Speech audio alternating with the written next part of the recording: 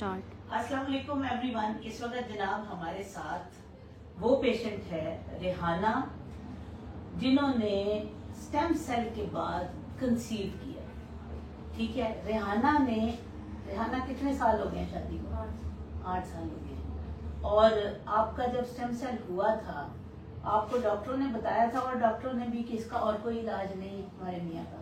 काफी जगह से हमने गए थे ना, तो कह रहे थे इलाज नहीं हो सकता, मुमकिन नहीं है। फिर जब तुम्हारा मैंने स्टेम सेल किया था, सबसे पहले आपको बता दूं कि आज रेहाना की 16 हफ्ते और 5 दिन की प्रेगनेंसी है। और ये मुझे आज वैसे ही as a high risk pregnancy मुझे चेक करवाने के लिए आई, और इनका MR नंबर है, MR नंबर तुम्हारा याद है? 13534 1353 यही है ना? ये तुम्हारी फाइल है? ठीक है। इनका 16 हफ्ते और 5 दिन की प्रेगनेंसी है। रेहाना से कुछ सवाल जवाब मैं कर रही हूँ। मेरे वो पेशेंट जिन्होंने IVF ICSI के बाद कंसीव किया या स्टेम सेल के बाद कंसीव किया, चाहे वो हस्बैंड के स्टेम सेल थे चाहे वाइफ के थे, वो ना तो हमारे पास दूर के लोग होते हैं, अभी इतनी दूर से आपको आना पड़ा, मेरे पास पहुंच नहीं पाते। ये मैं आपकी वसातत से रेहाना वीडियो उनको भेजूंगी। आप बेशक रेहाना को ज्यादा ना दिखाएं, मेरी तरफ फोकस रखें। रेहाना आप कैमरे में नहीं आ रहे, ठीक है? आपने खुल के बताना है। बेशक अपना ये आप तस्वीर तो नहीं इसकी आ रही? नहीं मैम। मास्क अपना उतार लो तो ताकि आप बोलो, ठीक है? आई एम श्योर मैं कोई ताकि जो बोल। मुझे ये बताओ रेहाना कि तुम्हारा इतना कीमती बच्चा है, 8 सालों के बाद अल्लाह पाक ने तुम्हें दिया, आज तुम्हारे खून की इतनी कमी क्यों है? मैं जिन पेशेंट्स के भी मेरे पेशेंट हाई रिस्क आते हैं, मुझे नहीं समझ आती कि उनमें खून की कमी क्यों होती है। पता नहीं मैं जो भी खाती हूँ उल्टी आ जाती है, गोश्त खाती हूँ, दूध पीती हूँ। अच्छा, तुम्हारी तो चलो उल्टी का मसला आ गया, वरना पेशेंट क्या करते हैं, वो कहते हैं डॉक्टर साहब मेरी सास कहती है बड़ा कीमती बच्चा है, ये टेस्ट ट्यूब बेबी है, ये फलाना है, तो इसको ये नहीं खाना, ये गर्म है, ये ठंडी है। तुम्हारे साथ भी ऐसा है? नहीं, मुझे किसी ने रोका। किसी ने नहीं रोका?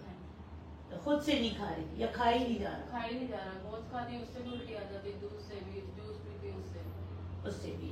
रेहाना की अब मैं आपको बताऊं, जो लोग हाई रिस्क प्रेगनेंसी हो, जिनमें हमने IVF किया हो या जिन फीमेल में हमने स्टेम सेल किए हो, उनकी ओवेरियन रिजर्व होता है कम, उनको हम सपोर्टिंग मेडिसिन प्रोजेस्टेरॉन बहुत ज्यादा दे रहे होते हैं, उसका भी साइड इफेक्ट होता है। अब मैं आपको वो टिप बताने लगी हूँ जो आप लोगों के भी काम आएगा। हर पेशेंट जो IVF ICSI से कंसीव करता है, या वो उसमें कोई कमी है, उसका हार्मोनल प्रोफाइल डिस्टर्ब था या उसका ओवेरियन रिजर्व कम था, उसको हम इंजेक्टेबल भी दे रहे होते हैं, उसको हम ओरल सपोर्ट भी दे रहे होते हैं, क्योंकि उनमें रिस्क ऑफ अबॉर्शन होता है, मिसकैरेज होने का रिस्क होता है। तो रेहाना आपको मैं ये समझा रही हूँ, लेकिन मेरा मुंह उधर है, तुमने गौर से सुनना है। ऐसे लोगों ने अगर उन्हें वॉमिट ज्यादा हो तो समझ लीजिए ये आपकी दवाइयों का साइड इफेक्ट है। तो आपने वॉमिटिंग से कैसे बचना है? आपने ऐसे करना है कि हर वो चीज खानी है, थोड़ी थोड़ी उसको पोर्शन कंट्रोल कर लें, थोड़ा थोड़ा खाएं, ठीक है? उसको थोड़ा थोड़ा आप खाइए, और वो चीज खाइए जो आपको पसंद है, ठीक है? आप ज्यादा हैवी प्रोटीन लेने की कोशिश ना करें।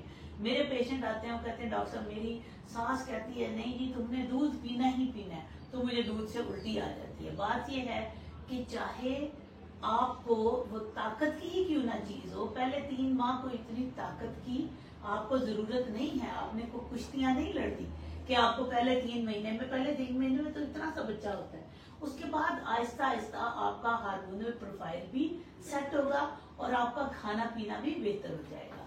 इसके अलावा हम उन्हें, क्योंकि आप लोग मेरे से दूर होते हो, हम एक NVP नाम से मेडिसिन आती है, NVP, उसमें गट की मोटिलिटी को भी वो थोड़ी ज्यादा करती है, क्योंकि प्रोजेस्टेरॉन की वजह से गट जो है अंदर साकिन हो जाती है, तब भी उल्टी आ जाती है। एक आम सी मेडिसिन है, सिरप है गैविस्कॉन, ये एंटासिड है, क्योंकि जो आपका एसिड बहुत बढ़ जाता है और एसिड रिफ्लक्स औरतों में ज्यादा हो जाता है प्रेगनेंसी में। होता क्या है कि उनका एसिड का कंटेंट ऊपर आता है, जलन सी शुरू होती है और उल्टी आ जाती है। तो आपने गैविस्कॉन सिरप भी हर जगह पे अवेलेबल है।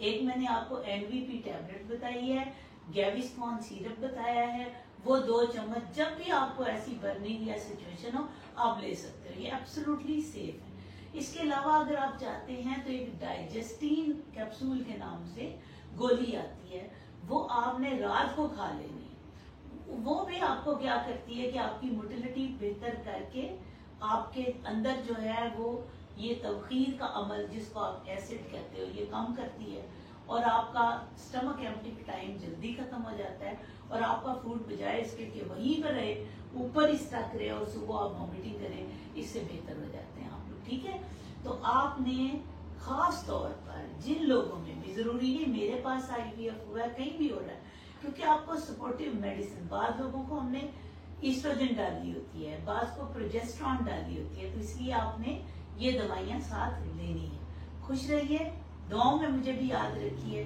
और ईद के बाद एकदम से रोला नहीं डालना, आहिस्ता आहिस्ता, ताकि हमने जो ईद पे छुट्टियां की हैं उसको भी हम लोग एंजॉय कर सकें। खुश रहिए, फी अमान।